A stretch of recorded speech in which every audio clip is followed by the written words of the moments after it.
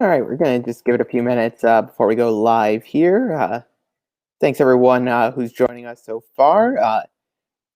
We're going to get to Matt from Blue Devil's Den in just a minute right here. But before we get to Matt, I just want to welcome everyone to tonight's pregame, our live stream here. The first one I'm doing before each UConn game. I'm going to try to do one of these. I figured since none of us can be at the games in person, why not have a little fun, talk some UConn hoops, preview the opponents, look around the league, answer your questions, and have a conversation. Again, throw any questions or topics you want to discuss in the chat feature, and give us some topics to talk about. And then if you do want to participate in this stream, I'm able to either DM you, email you out a link, and you could call in and share your thoughts. Definitely want to make this as interactive as we can. So thanks for everyone for joining us. I'm going to bring in Matt here. Hey, Matt, how you doing? Hey, Jared. Good. How are you? Good.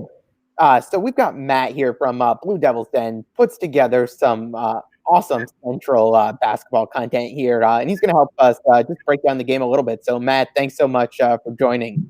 You got it. So, Matt, for those who might not be familiar with Central, last year was a bit of an ugly season for the team. What do fans expect out of Central tonight? Is this team looking to be improved compared to where they were last year? Yeah, I mean, I think they'll be better. I don't think, in terms of tonight, playing UConn might be a little bit of a stretch. They were picked 9th in the preseason poll in the Northeast Conference. I picked them 9th, so I can't complain with that. But I think that they're closer to a middle-of-the-pack team in the NEC than they are kind of down towards the bottom. With that said, I think it's going to be a tough stretch against UConn. I mean, I was looking through UConn's roster, and they were 6'9", 6'11" up front. Central was the worst defensive rebounding team last year, and they're small, so they won't play anybody taller than 6'7". They really only have 3 true front court players. So I do worry that UConn's going to just dominate them on the offensive boards. And I think that could be a problem. With that said, I do think they'll be improved. They have some really good wings. Ian Christian's a guy that UConn fans would probably hear a lot of tonight. He shot 45% from 3 last season. Should be one of the best shooters in the NEC, and maybe one of the best players in the conference. And they have some young wings, but some athletic, guys who can put the ball in the basket. But they're young. Last year they were one of the youngest teams in the whole nation, and they're still young. They're dominated by sophomores and a couple of juniors. But yeah, I'm really hoping they'll be better. And Jared, I just hope it's not like 18-2 at the second TV timeout. That's all I want. I just want a competitive first half. When it comes to Central, everyone's familiar with Danielle from his UConn days. What's the Danielle coaching experience been like from a Central fan's point of view? Because I know, just looking at the way the team has been, it definitely seems like this could be a hot seat year for him. Yeah, I mean, it's the last year of his contract. And, Danielle's a good guy. I mean, I'll be the first to say that. He's been good to me. If I ask him a question, he's responsive, helpful. And he cares about the players, which I think at this level, when you're in the Big East, it's all about wins and losses. I think at this level, it can be a little bit gray. He really cares about the players, and that comes through. But it's been frustrating. Not a lot of wins, a lot of transfers. I think in the middle of his contract, he put all his eggs in the junior college basket, and it just didn't really work out. He rebuilt last year with a bunch of freshmen, and they're very good at this level. Does he have time to see it through? That's what I'm not sure about. But you hear a lot about NBA coaches not having success at the college level as head coaches, and I think NBA players not having success as college coaches, and I think I don't know that he falls in that boat necessarily. He seems to be a hard worker. He cares about the players. It just there hasn't been a lot of wins and losses, and I mean, there hasn't been a lot of wins. There's been a lot of losses, and I think fans are frustrated. But like I said, he represents the school well. I'm going to pop this question up here, and this one that just came in, and it's to kind of put Central in context, I think, heading into tonight's game. Mm-hmm. How do they match up in the NEC? And we're talk a little bit about your thoughts on them heading into this season, when it comes time to play in the NEC. Yeah, like I said, they were picked 9th out of 10 teams, which obviously isn't good, but I think there's a kind of large middle of the pack there in that league, and Fairleigh Dickinson, which was picked to win the league, we just found out today 2 of their best players opted out of the season, so that changes everything. I wouldn't be surprised if they were kind of like a 9-9 team in the league. I think anything better than that might be a stretch. They were second to worst in both offensive and defensive efficiency last season. So they'd have to improve on both sides of the basketball to really get kind of toward the top of the standings. But I think they will be a competitive team, and I don't expect them to finish 4-14 like they or 4-14 like they did last season. I think it's going to be more like a 9-9. Give or take a game. All right, it gives us some good context to see what we can expect out of Central.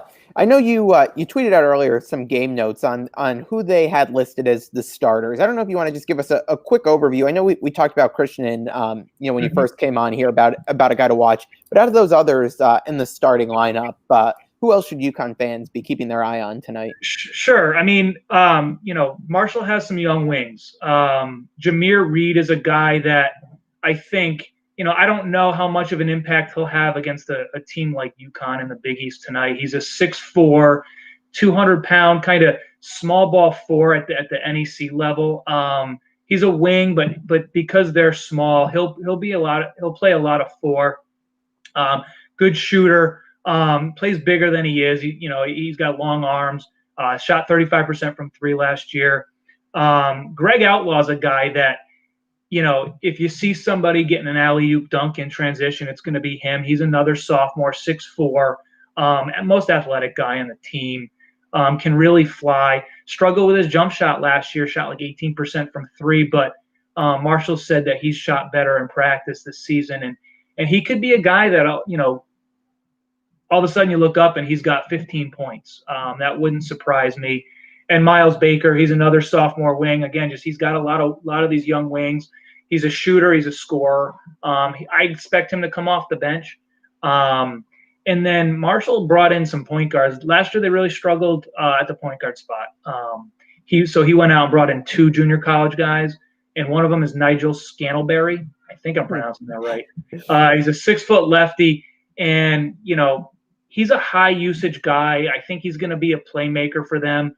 He'll knock down threes, but he'll get into the paint with off the bounce, which that's where they've really struggled. So I think those 4 guys, in addition to Christian, are the guys to watch. Up front, like I said, they're small. They have 6'7" Carrington Wallace, who's a shot blocker, but he's not much of an offensive guy. And then they got sophomore Xavier Wilson, who again he's another 6'7" sophomore who I think big things for him this season, but I think those guys are going to really struggle with UConn's front line. Again, for those who are just joining us, we've got Matt from Blue Devils Den here. Give us some insight into Central in advance of tonight's matchup between UConn and Central that tips off just about 50 minutes at 8 o'clock here on Fox Sports 1. Matt, I'll wrap up your portion here on Central. We see if you look at the betting lines, UConn's a 26-point favorite here. How are you feeling about the score tonight? You have a prediction for tonight? No, man. Like I said, I just I would be thrilled if at the 10-minute mark it was like 20-16. I mean that honestly, I just want to see this team. From my perspective, I want to see them put up a good fight. I mean, the one thing I will say is I know UConn was out for 2 weeks. I think it was because of a positive test for COVID, and who knows how that affects them, right? Are they in rusty, shape? Yeah. I mean, could they be rusty? I could see the Blue Devils getting hot from outside and keeping it close for a while. I do worry about, like I said, their ability to rebound defensively. I just think even if UConn were to go 3 for 15 from three, they're gonna clean up the glass. So that's my concern. I can't bet against Central though. So if you're giving me 20, I'll take the 26 points and pay for dinner this weekend. But I can't go against that. But I don't see it being much closer than 20 points. All right, Matt, really appreciate you hopping on for a few minutes to give us a preview of Central. Appreciate the time. You got it, man. Enjoy. Thanks. All right, so we wrapped up our Central portion of tonight's show with Matt from Blue Devils Den. Now I'm going to get into some of the questions that have come through and give a few things I'm looking for tonight. So I know I tweeted out earlier, if anyone did have any questions, drop them in the chat there. I got some good feedback on Twitter tonight of what people were looking for. But open to any other questions that you guys want to talk about, throw them in here. I already see we've got a couple in there that I'll throw out there. But I put out earlier 3 things I was really looking for in tonight's game, and we can go over them quickly. I'm first on my list is RJ Cole, and what is he going to bring tonight? Is he going to be out there as a scorer? Is he going to be out there more as a facilitator? What does his role look like tonight out there as the point guard, who I expect to get the start tonight? From number 2 here, the front court and what we can expect there. 2 guys in particular I'm really looking to see tonight is going to be Josh Carlton and Adama Sanogo. I think we know what we're going to get with Whaley based on what we saw last year, but I'm curious which Josh Carlton is going to show up tonight. Is it the Josh Carlton of 2 years ago, Josh Carlton of last year? What is that going to look like? And then third on my list here, I've got Tyler Polley. Especially with no Tyrese Martin tonight, I think Polley's going to get that chance to step up and play a little bit more. And what's his role looking like? Is he going to be out there as a 3-point specialist? Is he going to be out there kind of doing what he did in his last game out there against Tulane and be able to drive and rebound? What are they expecting out of Tyler Polley? And is he looking healthy tonight? So those are just 3 things that I'm looking for. I'm seeing some questions come in here, so we'll bring those up. So this first one coming in is a guess at the starting 5. So I'll give you my guess. Throw in what you guys are thinking in the comments here, and we'll see how we all compare. But what I've got RJ, James Bouknight, Tyler Polley, Isaiah Whaley, and Josh Carlton. I don't think we see any of the freshmen in the starting lineup right away. With RJ, you got a guy who's experienced, albeit at a lower level. But it seems like he's got the edge out there to start tonight. I do think you'll see a lot of Jalen Gaffney tonight, but I'm guessing RJ will be out there for the start. Tyler Polley was starting every game last year before he did get hurt, so I think he's going to be placed in that starting lineup, especially with no Tyrese Martin. Part of me had kind of wavered a little bit back and forth. If maybe Tyrese Martin gets in that starting lineup tonight, maybe Sanogo does, but I think Hurley's going to go with it's pretty returner heavy lineup here, with the exception of RJ Cole there. So that's my guess on tonight's starting 5. If anyone else has any other questions or predictions, throw them in there. We could discuss them. Let's see what we've got here. Book over or under 17 points tonight. Whaley and Carlton over under 30 combined points and rebounds. I like that one. For Bouknight, I'm going to go under tonight. I think they're going to be throwing out a bunch of different lineups and rotations there, having guys come in and out. So I think Bouknight's going to go under because I think it's going to be a little bit more spread out tonight. I think I'm going to take the over, though, here on the Carlton and Whaley combined points and rebounds at 30. Matt, who just gave the Central preview for us here, was pretty clear that Central does not have a lot of size. And let's see, we got Michael here mentioning a point that I was just going to bring up, and that's that Carlton really does clean up against inferior opponents. So especially if he's out there starting and he's getting those minutes with Whaley, I think the two of them are going to really clean house on the boards tonight. I think you get a handful of points from each of them that'll send us over their total. I think you get at least a double-double out of one of those guys tonight, in my opinion. Couple other points that I wanted to bring up heading into tonight's game. And again, keep putting the comments in here. It's great. I love the interaction. Store South, I love this question. Odds Hurley gets tossed in the first half. I don't know. We'll see how rusty these guys come out looking. We might get to hear some colorful language on TV tonight, especially with no fans there. I'll say no to the toss, but what do we say? 20% maybe if we see Central's up like 7-2 heading into the first media timeout. I know this team is kind of known for getting off to some slow starts. So if we see something like that, maybe we get a nice outburst there. A couple other points I wanted to bring up tonight, and I know I brought this up when I was talking about RJ Cole, and that's Jalen Gaffney and what his role is going to be. And I think this actually goes in perfectly to the question that just came in, and that's who's first off the bench. And I'm going to go with Jalen Gaffney there. Granted, he's not, if he's not in the starting lineup, I think he's the first one off the bench to give RJ a bit of some relief there. I do think you will see some lineups where RJ's out there with Jalen, but I think he's going to be that first guy off the bench for them tonight. So good question there.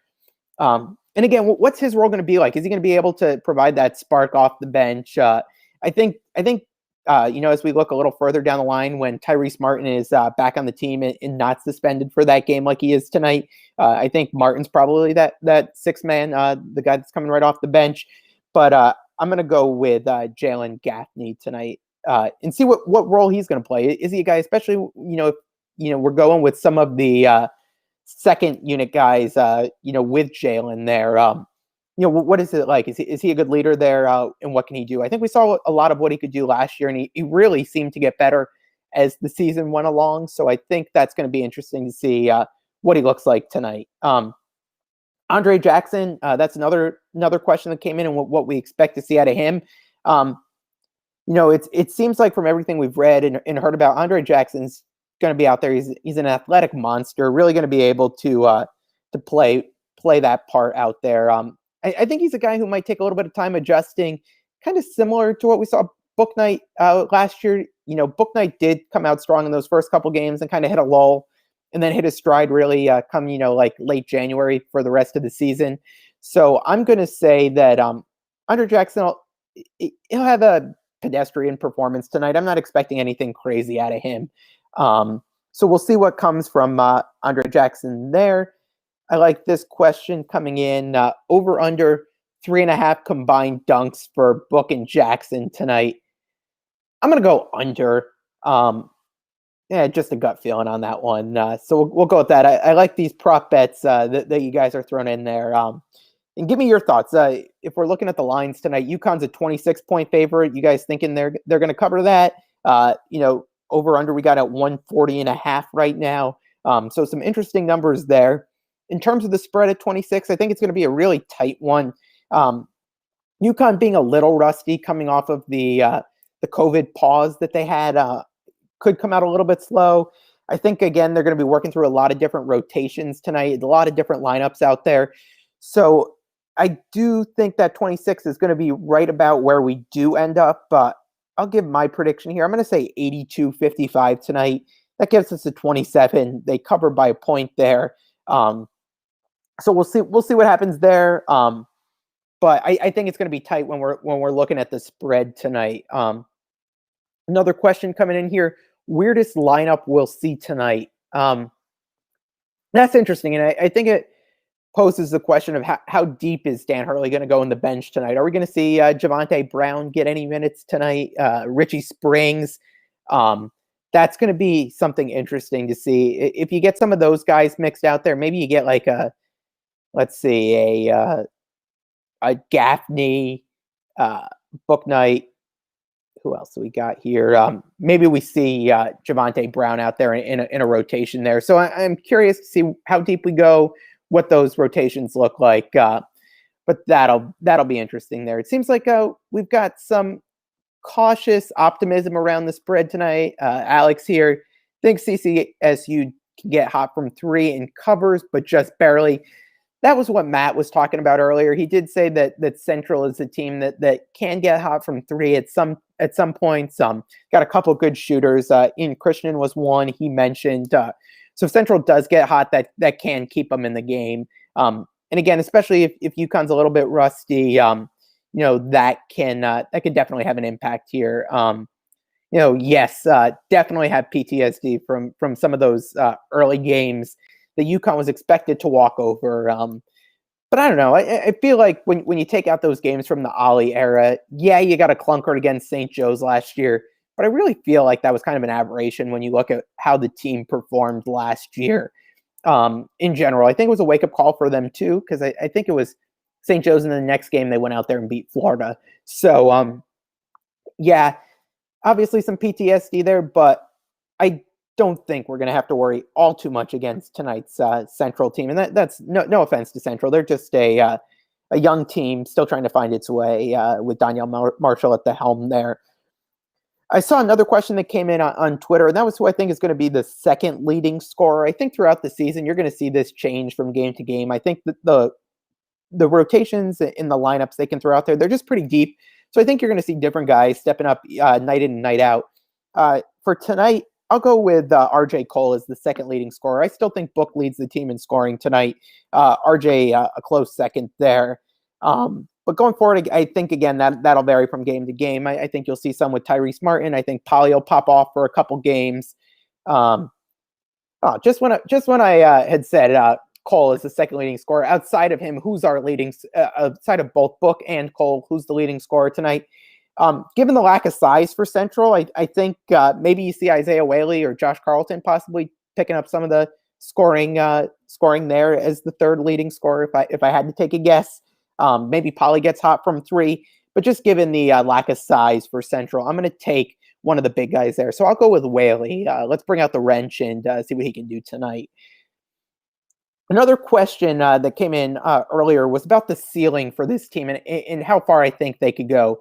I think, just being realistic, I definitely think this is a second NCAA tournament team, second weekend. Whether it's looking at a Sweet 16 team, I think that's definitely realistic for this team. Could they get hot and go further? Yes. Could all these pieces come together and really click? Yes. But that's just my guess in terms of the ceiling. I think tonight gives us an interesting perspective on this team. In the past, UConn hasn't necessarily done what they needed to do against these lower ranked teams that they should go and blow out. I think since Dan Hurley's taken over, we've seen UConn beat these teams with some more consistency and with some bigger margins. Maybe they're close at halftime, but then they pull away in the second half in these first few games. But I think tonight's a good night to see, if this UConn team comes out, covers a 26-point spread, say wins by 30 against a lower ranked Central team, probably one of the lower ranked teams in the country as a whole. But I think if you see them do that, especially coming off the COVID pause that they have, I think that's a really positive sign for tonight. If they can do that again, who knows what the team's going to look like, if they're going to be a little rusty. I know we've seen some of these teams coming off COVID pauses look a little shaky today. So we'll see what happens there. Before we wrap, just want to go over a couple quick scores around the Big East, because I know we're all looking forward to actually following conference opponents this year. Big win for Xavier today, 101-49 over Oakland. Zach Fremantle with a big game, 21 points, 12 boards.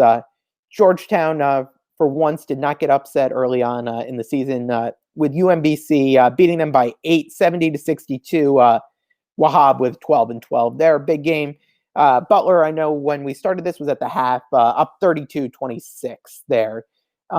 We also saw Providence crush Fairfield today, 97-56. Close for about the first 10 to 12 minutes there, but Providence really took over there. Nate Watson, who seems like has been at Providence for 10 years now, 23 points, 10 boards. So I know Providence will be one of those early Big East opponents for UConn. So excited to see that matchup in just a few weeks in December. So again, we're going to try to do these before each game, especially, since we can't be there in person. Why not have some fun, talk some Huskies before the game starts? Again, I want to make these as interactive as possible. If you guys want to call in and share your thoughts, I've got a number that I'll put out there. You guys can give a call in. It doesn't have to be through video. We could do audio. We want to hear your thoughts. If people are interested in doing these post game and sharing your thoughts there, we could do that as well. Again, throw in questions in the chat is great. Keep us going. Try to bring in someone to preview each opponent as we can. We'll have UHart on Friday, so I'm going to work on seeing who we could get in to give us a little bit of a UHart breakdown. If you haven't checked out my podcast, the Connecticut Scoreboard Podcast, I had a pretty good episode a couple weeks ago with John Gallagher, the coach at the University of Hartford. really broke down the roster player by player, give some great insight into that team. So check that out if you're looking for something to listen to pregame on Friday to get you ready for that one. And then on Monday nights at 7 o'clock, I'm going to be doing a college basketball Connecticut-focused live stream, recapping the week that we've seen in Connecticut for all of the teams here in the state. We will certainly have a big focus on UConn. And on Monday night, John Gallagher, the head coach of the University of Hartford, is going to join me. So I'm really looking forward to that. We're going to get him on Monday. So he'll have just played UConn. He'll be able to give us his thoughts on the team, scout, a little bit of a coach's scouting report on the Huskies. So I'm really excited to get that type of feedback from him. If you guys have any ideas, suggestions for what you want to see, tweet me, send me a message, email me, whatever you guys want to do. Really looking forward to doing these throughout the season, and I hope you guys enjoy them. So go Huskies. Enjoy the game in about a half hour or so, and hopefully a good game. So again, 8 o'clock, Fox Sports 1 if you're looking for UConn Central. Go Huskies. 82-55 UConn, my prediction. Thanks, everyone. Have a good night and enjoy the game.